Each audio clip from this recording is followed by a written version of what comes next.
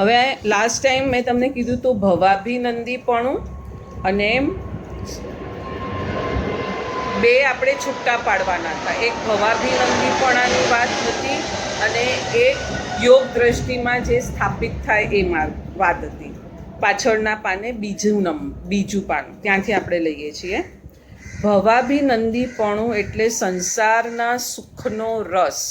આપણે last time discuss કર્યું કે ધર્મ આટલો સુંદર કરે છે, નવમી ગ્રેવેય કે ઘડી ઘડી જઈ આવે છે, છતાં પણ અંદર જે અંકુરા પડવા જોઈએ એ અંકુરા પડતા નથી. એટલે એને યોગ દ્રષ્ટિમાં ન કીધો પણ ઓઘ દ્રષ્ટિમાં કીધો. કેમ કીધો પ્રકાશભાઈ, શા માટે કીધો? ઓઘ દ્રષ્ટિમાં આટલો ધર્મ કરે છે. આપણે લાસ્ટ ટાઈમ જોયું ને કે શરીર કપાઈ જાય, ધર્મના માટે ટુકડા થઈ જાય શરીરના, છતાં પણ એને કંઈ ઓઘ દ્રષ્ટિમાં જ રાખો, યોગ દ્રષ્ટિમાં ન લીધો, યોગ મોક્ષ માર્ગમાં ન લીધો. એનું કારણ મૂળ શું હતું આ પકડાવવું જોઈએ.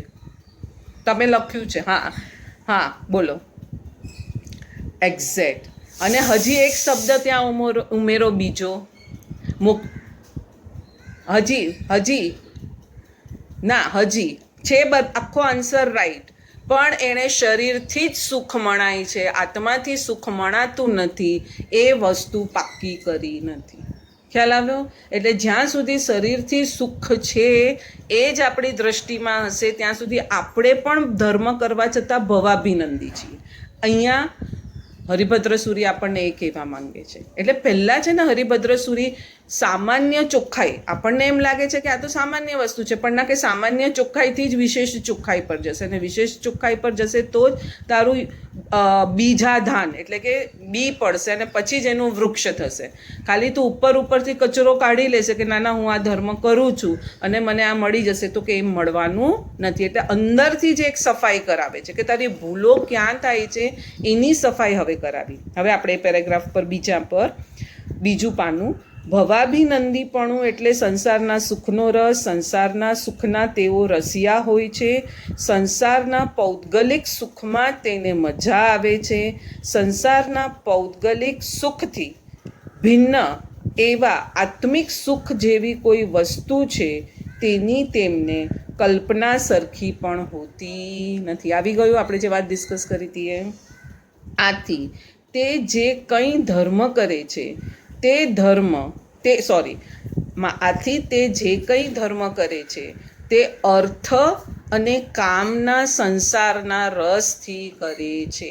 આપણામાં કયા 4 પાયા છે ધર્મના? આમાં 3 પાયા આપી દીધા: ધર્મ, અર્થ, કામ અને મોક્ષ.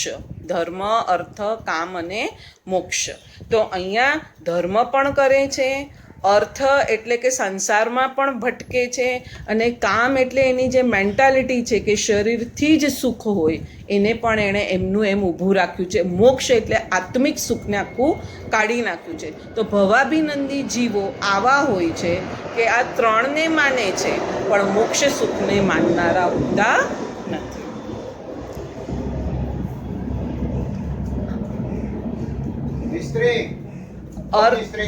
જો શું કહે છે? ધર્મ, હા, કામના, આપણે એ જ લઉં છું. ધર્મ એટલે કે મોક્ષ તરફનું પગલું, બરાબર છે.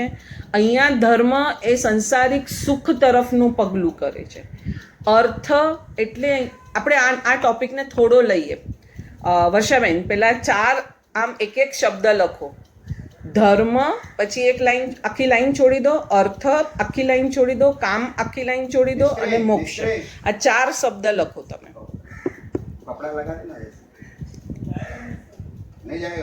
ધર્મ, અર્થ, કામ અને મોક્ષ. હવે આપણે ધર્મની વ્યાખ્યા લખીએ.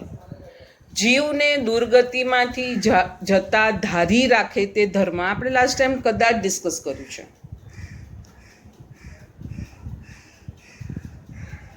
બરાબર. હવે અર્થ તો જીવન જીવવા માટે જે જરૂરિયાતો તે ઉપાર્જન કરે છે ત્યારે પણ દુર્ગતિમાં ન જાય તે રીતે કરે તેને અર્થ ઉપાર્જન કહેવાય. પકડાયું પ્રકાશભાઈ? ક્લિયર થયું?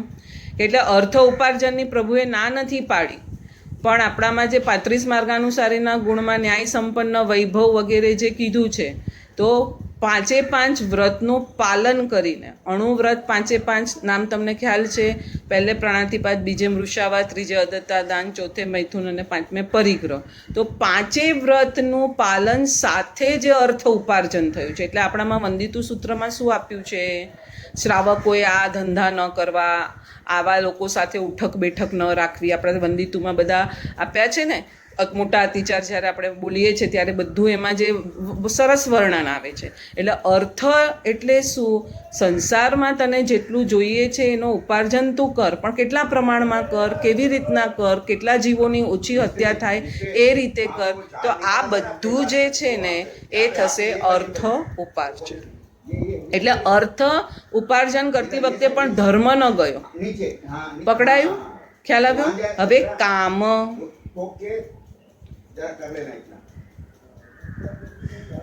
અલગ અલગ થશે. કામ આપણે અહીંયા કામને પહેલા સમજશું, પછી એની સાથે કામનાને જોડી લેશું.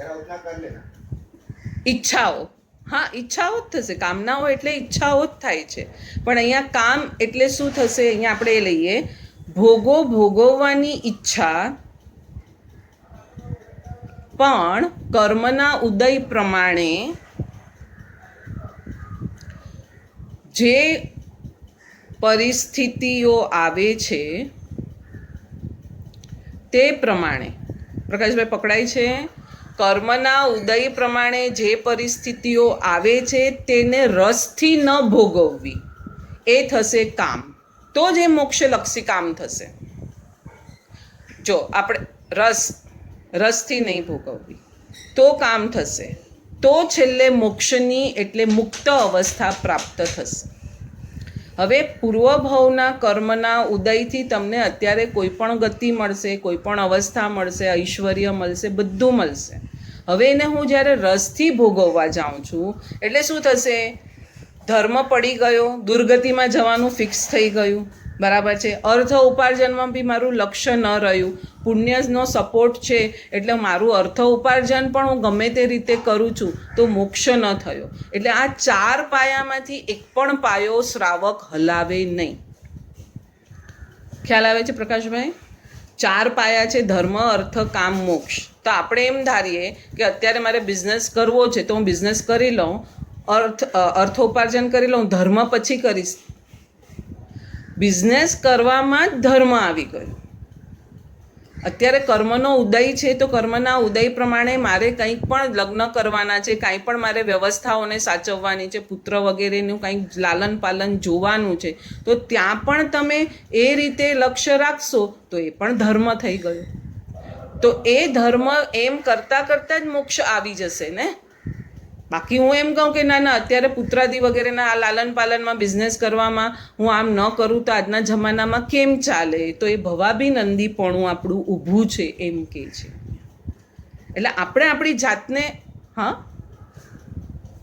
કામ, ઈચ્છા, ભોગવવાની ઈચ્છાઓ અને કામના એટલે એ પ્રમાણેનું જ એનું વર્તન. એટલે જીવને છે ને, આ તમે બોલ્યા એટલે યાદ આવ્યું કે જીવને હંમેશા શેની ઈચ્છા હોય છે? કંઈ પણ ભોગવવાની ઈચ્છા હોય જ. વર્ષાબેન, કાયમ કા આંતરિક ગુણને ભોગવે, નહીં તો પૂતગલને ભોગવે. આ જીવનો સ્વભાવ છે. કાં તો સ્વને ભોગવે, કાં તો પરને ભોગવે. અને પરને જ્યારે ભોગવવામાં જાય છે ત્યારે રાગાદી ભાવ કરી નાખે છે, એટલે સંસાર વૃદ્ધિ ચાલુ છે. જ્યારે એ જ શક્તિનો જ્યારે પલટો મારશે અને સ્વગુણને ભોગવવામાં જેમ જેમ સ્થિર થતો જશે ને આ બાજુ કર્મના ઉદય પ્રમાણે એ કરશે. આપણે ઘણીવાર જોઈએ છે કે શ્રેણિક મહારાજે લડાઈ કરવા બી ગયા છે, અને તો કઈ રીતે એમણે લડાઈ કરી ભાઈ આપણને ખ્યાલ છે. તો કર્મ નિર્જરાથી લડાઈ પણ કર્મ નિર્જરા થઈ ગઈ છે ને. અને આપણે સામાયિક કરી અને કર્મ બંધક જો કરી કાઢતા હોય તો આપણે આપણી બધી ક્રિયાઓનું ચેકિંગ કરવું પડશે કે નહીં કરવું પડશે? એટલે અહીંયા ભવાભી નંદી જીવો છે એ 3 પાયા અથવા તો 2 પાયાથી જ આખું સંસાર જીવે છે. જ્યારે યોગ દ્રષ્ટિમાં જે જીવોને એન્ટર થવાનું છે આ 4 પાયાને બરાબર સમજે છે, ધર્મ, અર્થ, કામ, મોક્ષનાને, અને એ પ્રમાણેનું એનું જીવન એ કરે છે. થયું ક્લિયર? આટલું બરાબર? ચલ આગળ જશું.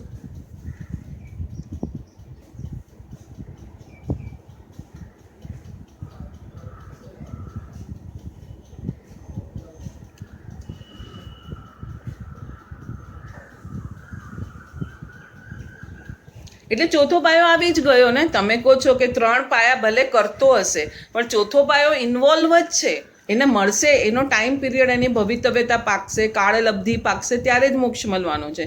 પણ અંદર ઇનબિલ્ટ છે જ, પડેલું જ છે. લક્ષ્ય ન છૂટવું જોઈએ. જ્યારે અહીંયા ભવાભિનંદી જીવો તો સંસારલક્ષી સુખ, શરીરલક્ષી સુખ એના માટેનો ધર્મ છે. એટલે આખું 2 વસ્તુને છૂટી પહેલાં પડાવે છે હરિભદ્ર સુરી. હવે આપણે આગળ જઈએ, બરાબર છે?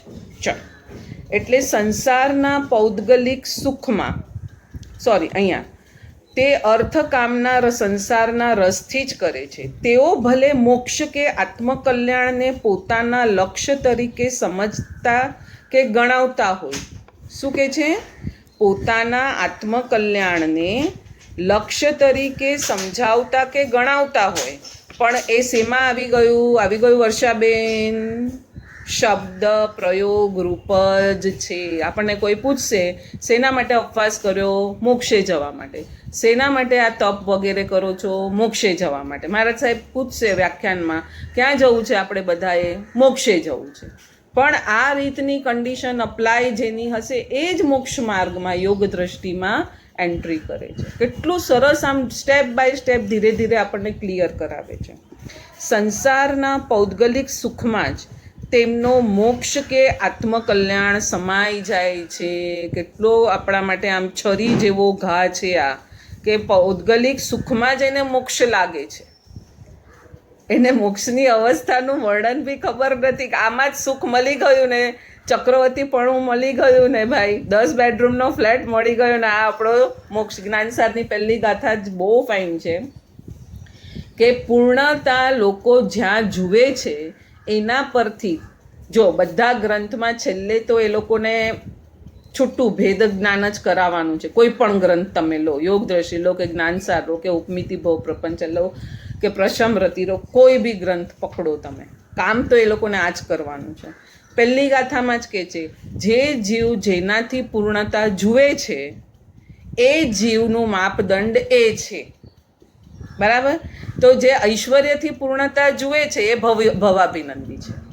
અને જે ગુણોથી પૂર્ણ જુએ છે, જેને કે ના આ મારા જેવો ગુણવાન છે, આ સિદ્ધ ભગવંત જેવો ગુણવાન છે, અત્યારે કર્મના વશથી એને ઊંચ નીચપણું મળ્યું છે, પણ આત્મામાં તો ગુણો ભારોભાર સિદ્ધ જેવા છે, મારા જેવા છે. તો જે ગુણોથી પૂર્ણ જોઈએ છે એ યોગ દ્રષ્ટિમાં પ્રવેશ કરેલો છે. ત્યાં મહોપાધ્યાય યશોવિજયે લખેલું છે જ્ઞાનસાર. એમણે એ રીતે સમજાવ્યું છે. હરિભદ્ર સુરી આ રીતે સમજાવ્યું.